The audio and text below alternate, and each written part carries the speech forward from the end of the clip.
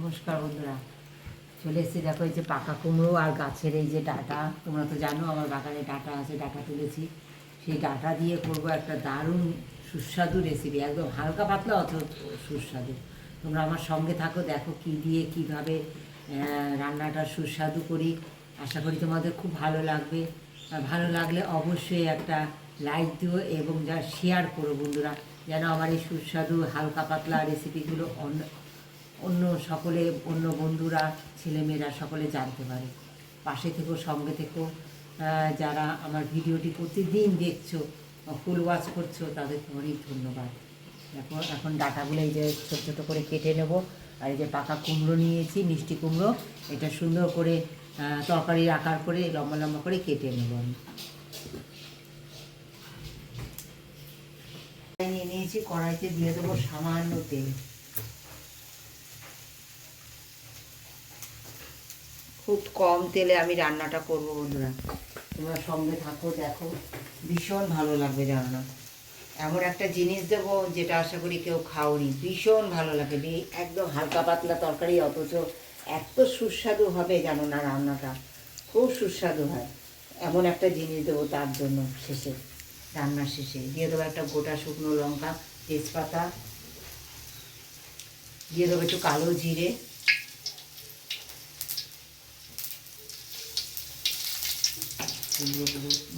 বন্ধুরা, এই কুমড়োগুলো একটুখানি লবণ মাখিয়ে আমি হালকা করে একটু ভেজে নেবো বন্ধুরা। এই কুমড়োগুলো তোমরা দেখেছো কেটেছি, এই যে কুমড়োগুলো একটু লবণ লাগিয়ে একটু এর মধ্যেই একটু হালকা করে আগে ভেজে নেব।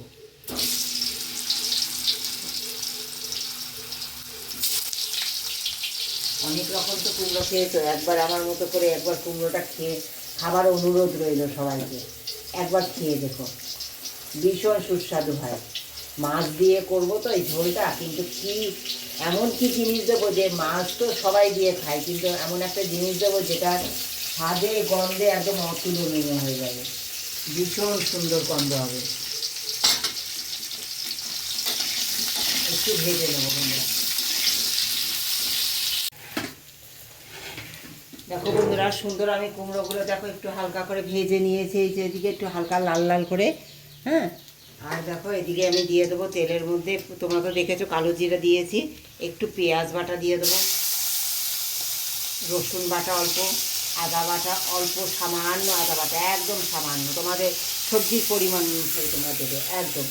হ্যাঁ, আর দিয়ে দেবো দেখো পরিমাণ মতো লবণ। কুমড়োতে যেহেতু লবণ দেওয়া হয়েছে, আগে থেকে বেশি দেবো না। হ্যাঁ, একটু কাশ্মীরি লঙ্কার গুঁড়ো, একটু হলুদের গুঁড়ো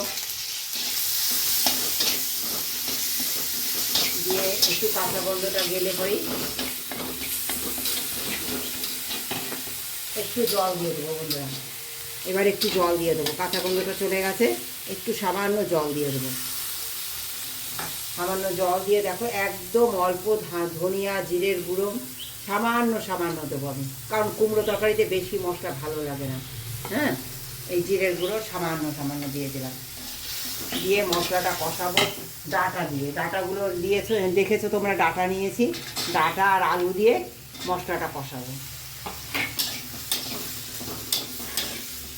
দেখো মশলাটা কষে গেছে একদম, এবার ভেজে রাখা কুমড়োগুলো দিয়ে দেবো, দিয়ে একটু নাড়বো চাড়বো বন্ধুরা। দেখো বন্ধুরা, এবার দিয়ে দেবো, সুন্দর কষানো হয়ে গেছে, এবার দিয়ে দেবো গরম জল। অবশ্যই গরম জল দিও,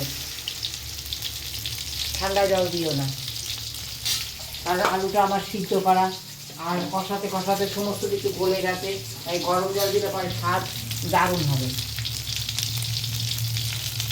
এই কড়াইতে আমি এপাশে মাছটাও ভেজে নিয়েছি বন্ধুরা। এই যে তরকারি দেখো সুন্দর ফুটে গেছে, এবার এই ভেজে রাখা মাছগুলো আমি এর মধ্যে দিয়ে দেবো। একবার এইভাবে মাছ দিয়ে খেয়ে দেখো, কিন্তু এখানেই শেষ না, একদম শেষে আমি কি দেব তোমরা একদম সঙ্গে থাকলে দেখতে পাবে। দারুণ সুস্বাদু একটা জিনিস দেবো, যেটা দিলে মানে সত্যি অতুলনীয় হয়। মাছটাও দিয়ে দেবো বন্ধুরা।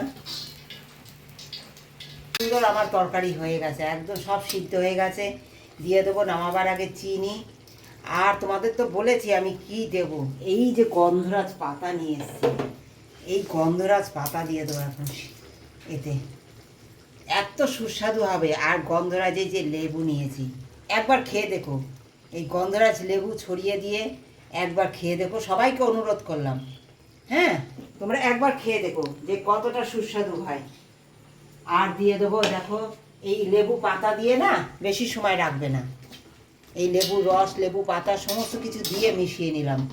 চিনিটা এই কারণে দিয়েছি যে একটু লেবুর রস দিয়েছি ব্যালেন্স হওয়ার জন্য।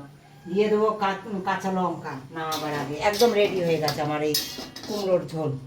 হ্যাঁ, এই কাঁচা লঙ্কা দিয়ে দিলাম, দারুণ সুগন্ধ হবে এতে। এই পাতাটা দিয়ে দিয়েছি, পাতাটা এবার তুলে দেবো বন্ধুরা, বেশিক্ষণ রাখা যাবে না। হ্যাঁ, পাতাটা তুলে নিতে হবে। তোমরা নামিয়ে তারপর পাতা দিয়েও ঢেকে রেখে দিতে পারো 2 মিনিট, তাতেও স্বাদ হবে। একদম সার্ভ করার জন্য রেডি। গ্যাস অফ করে দিলাম, নামিয়ে দেবো বন্ধুরা। আমার রেসিপিটা কেমন লাগলো একবার কমেন্টে জানিও। যদি ভালো লাগে একবার ট্রাই করো।